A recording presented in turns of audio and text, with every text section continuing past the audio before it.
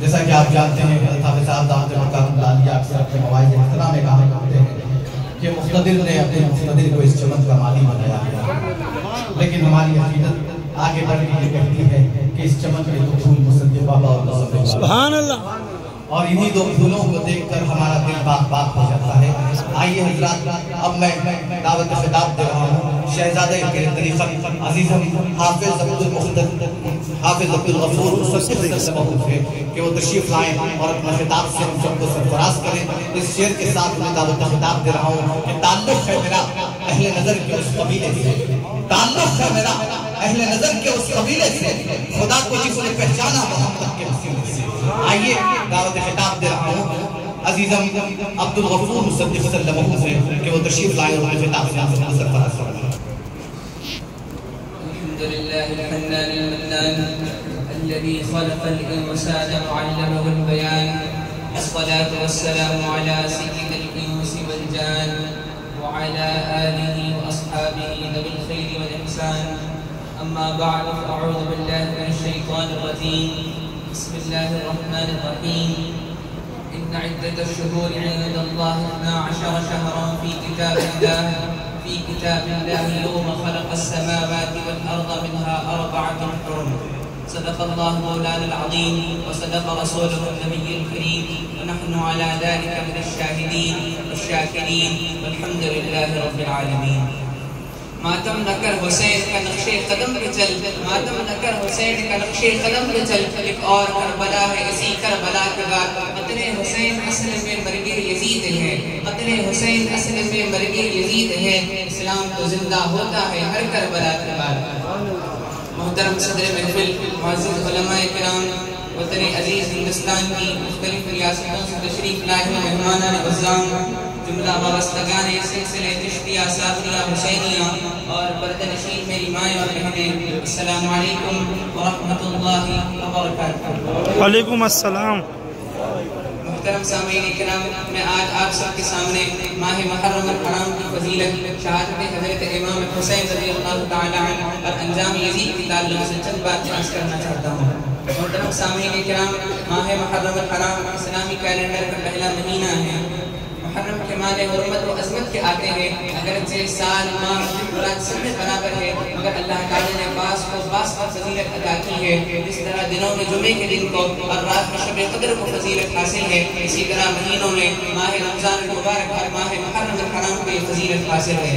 ماہ محرم الحرام میں ایسے بے مثال واقعات پیش آئے ہیں جس کی انسانی تاریخ میں کوئی نظیر نہیں ملتی۔ یوم عاشورہ کے دن پیش آنے والے واقعات میں سے سب سے پہلا واقعہ حضرت آدم علیہ السلام کی تخلیق یوم عاشورہ ہی کے دن ہوئی، حضرت آدم علیہ السلام کی توبہ یوم عاشورہ ہی کے دن قبول ہوئی، حضرت نوح علیہ السلام کی کشتی جودی پہاڑ پر یوم عاشورہ ہی کے دن جا کر ڈگی، حضرت سلیمان علیہ السلام کی حکمرانی یوم عاشورہ ہی کے دن حاصل ہوئی، حضرت یوسف علیہ السلام کو جیل سے آزادی یوم عاشورہ ہی کے دن حاصل ہوئی، حضرت عیسیٰ علیہ السلام کو آسمانوں پر یوم عاشورہ ہی کے دن اٹھایا گیا، حضرت ادریس علیہ السلام کو آسمانوں پر یوم عاشورہ ہی کے دن اٹھایا گیا، حضرت موسیٰ علیہ السلام اور بنی اسرائیل کو فرعون کے ظلم و جبر سے نجات یوم عاشورہ ہی کے دن حاصل ہوئی، اور یوم عاشورہ ہی کے دن قیامت برپا ہوگی۔ اور قیامت سے بھی بڑی قیامت یہ کہ نواسۂ رسول صلی اللہ علیہ وسلم کو ظالم یزیدیوں نے یوم عاشورہ ہی کے دن شہید کر دیا۔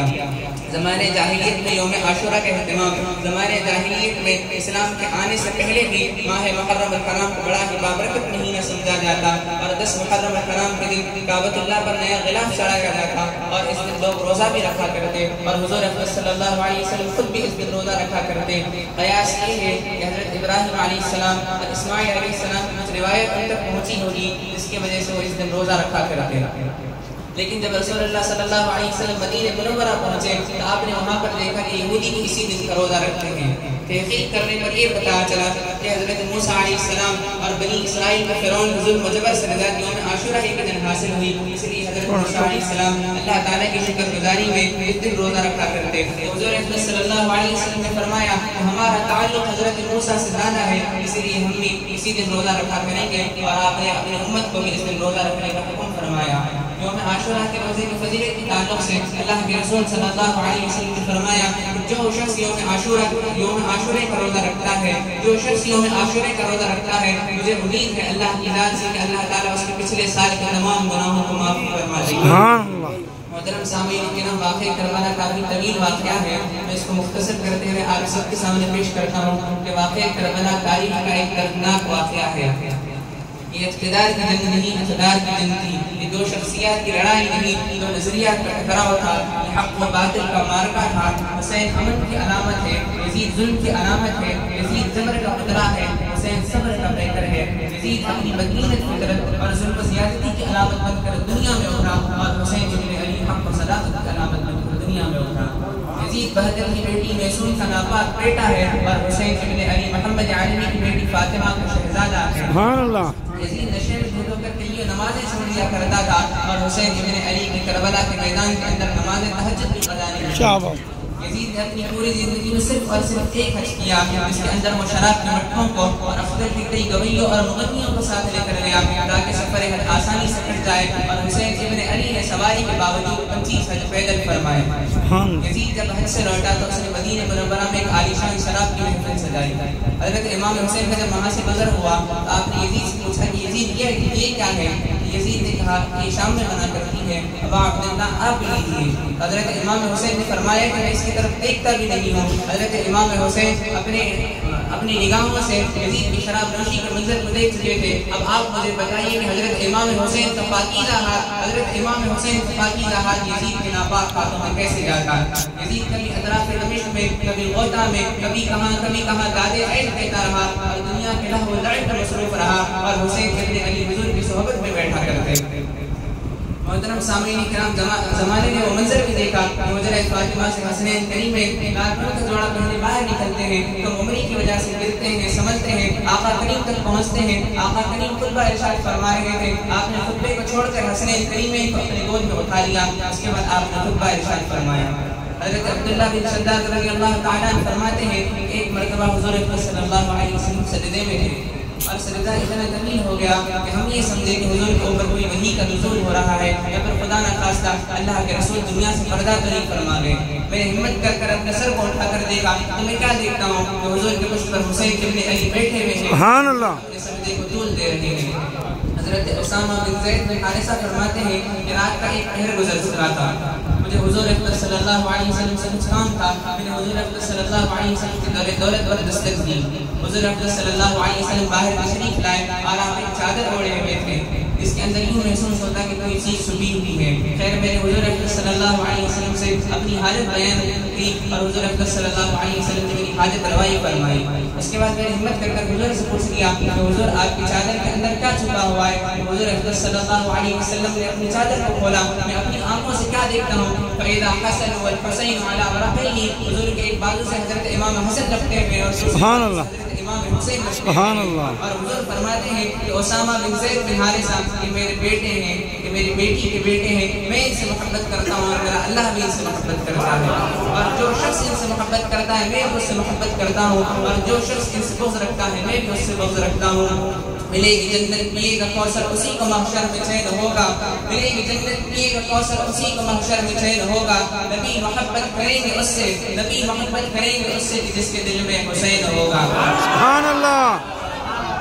محترم سامعین کرام، چونکہ واقعہ کربلا کافی طویل واقعہ ہے، میں اس کو مختصر کرتے ہوئے پیش کرتا ہوں کہ حضرت امام حسین کے پاس کوفہ والوں کے خطوط آئے جس کے اندر لکھا ہوا تھا یزید ہم سے زبردستی بیعت دینا چاہتا ہے اور ہم یزید کے ہاتھ پر بیعت کرنے کے لیے تیار نہیں، آپ فوراً کوفہ تشریف لائیے، ہم آپ کے ہاتھ پر بیعت کرنا چاہتے ہیں۔ حضرت امام حسین نے اپنے چچا زاد بھائی حضرت مسلم ثقیل کو روانہ کیا اور ان کے ہاتھ میں خط بھیجا جس کے اندر لکھا ہوا تھا بعد سلام رسول، میں نے آپ کے خطوط کو پڑھا جس سے مجھے وہاں کے حالات کا اندازہ ہوا، میں اپنے چچا زاد بھائی مسلم ثقیل کو روانہ کر رہا ہوں کہ وہ وہاں کے حالات کا جائزہ لے، اگر حالات بہتر ہوں گے تو میں خود کوفہ پہنچوں گا۔ حضرت مسلم ثقیل نے چند دن وہاں پر قیام کیا اور کچھ ہی دنوں میں 18,000 مسلمان حضرت امام حسین کے ہاتھ پر بیعت کرنے کے لیے تیار ہو گئے۔ حضرت مسلم ثقیل نے حضرت امام حسین کو کوفہ آنے کے لیے دعوت دی، جو ہی حضرت مسلم ثقیل کا خط کوفہ سے باہر نکلا، کوفہ میں حالات تبدیل ہونا شروع ہو گئے۔ یزید کے ایک قاصد نے آ کر کوفہ میں اعلان کیا کہ تم اپنے خلیفہ یزید کی بیعت پر قائم رہنا، اگر تم اس کی بیعت سے مکریں گے تو ہم تمہارے سروں کو قلم کر دیں گے۔ اللہ صدیق کو شہید کر دیا گیا۔ حضرت امام حسین کا عزم کوفہ، حضرت امام حسین کے پاس کوفہ والوں کے 150 خطوط تھے اور حضرت مسلم بن عقیل کا خط تھا، جس کی وجہ سے آپ نے کوفہ جانے کا ارادہ فرمایا۔ حضرت امام حسین کی کوفہ کے لیے روانگی، حضرت امام حسین اس کو اپنے لیے دینی ضرورت سمجھ چکے تھے اور آپ نے خدا کے لیے عزم کوفہ فرمایا۔ آپ کو مشورہ دینے والوں نے آگے کے خطرات سے بھی آگاہ کیا، مگر آپ نے فرمایا ہم تو ایمان کا سودا ہونے نہیں دیں گے، کام لگتے ہیں تو لگ جائے ہمارے سروں کے۔ محترم سامعین کرام، حضرت امام حسین کوفہ کے لیے روانہ ہوئے، آپ کوفہ میں پہنچے، جنگ کربلا کا آغاز ہوا، آپ کے کئی اصحاب کو اور آپ کے کئی اہل بیت کو شہید کر دیا گیا۔ حضرت امام حسین کے اوپر پانی بند کر دینے کا حکم ابن زیاد جو کوفہ کا گورنر تھا، اس نے کہا کہ امام حسین کو صرف ایک ہی بات کہو، امام حسین کو صرف ایک ہی بات کہو کہ وہ یزید کے ہاتھ پر بیعت کر لے، اگر وہ ایسا نہیں کر سکتے ہم ان کے اوپر پانی کو بند کر دیں گے۔ حضرت امام حسین کی شہادت سے 3 دن پہلے آپ کے اوپر، آپ کے اہل بیت اطہار کے اوپر، آپ کے رفقا کے اوپر پانی کو بند کر دیا گیا۔ پھر خاندان نبوت نے وہ انوکھا امتحان بھی دیکھا کہ حضرت امام حسین کے بچے پیاس سے تڑپ رہے ہیں، بالخصوص حضرت علی اصغر جن کی عمر صرف اور صرف 6 ماہ ہے، پیاس کی شدت سے تڑپ رہے ہیں۔ حضرت امام حسین انہیں اپنی گود میں اٹھاتے ہیں اور نہر فرات کے پاس لے جاتے ہیں اور فرماتے ہیں کہ اے ظالمو، فرماتے ہیں اے ظالمو تمہارا معاملہ میرے ساتھ ہے، اس سے ماں کے بچے نے تمہارا کیا بگاڑا ہے، اسے پانی پینے دیا جائے۔ حضرت امام حسین جو ہی اپنے ہاتھ میں پانی کو اٹھاتے ہیں، وہاں سے ایک ظالم شخص نے 2 شاخر تیر چلایا، حضرت علی اصغر کے حلق پر آ کر لگا اور آپ کو شہید کر دیا گیا۔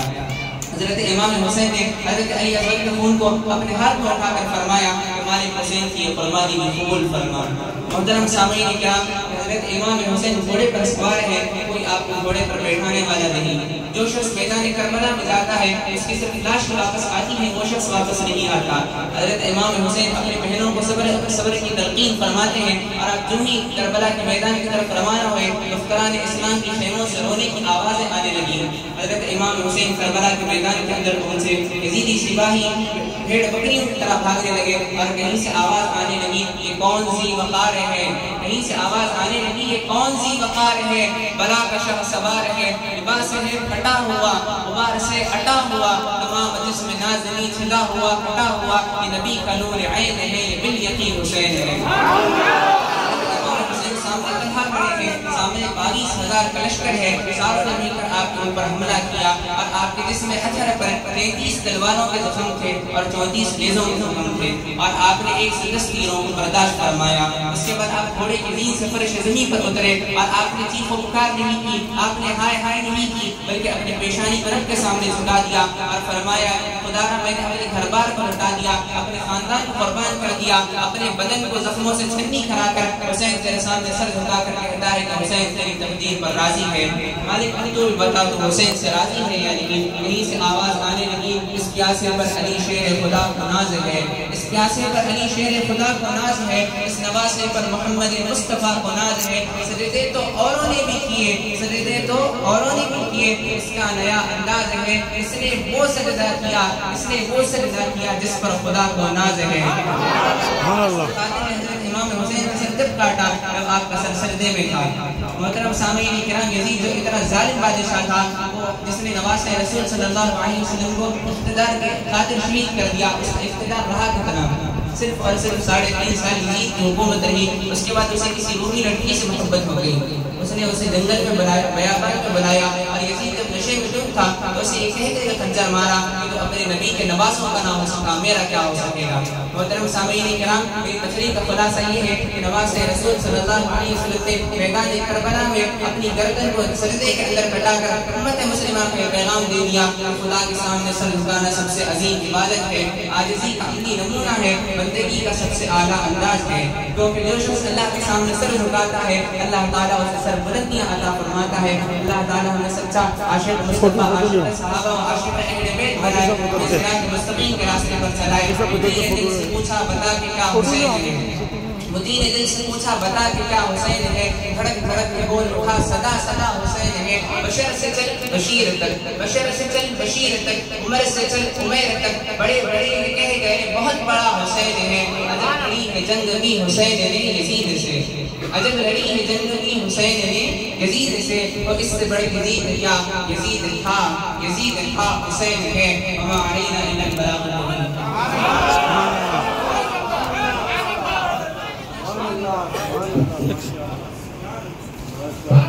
سبحان اللہ سبحان اللہ سبحان اللہ.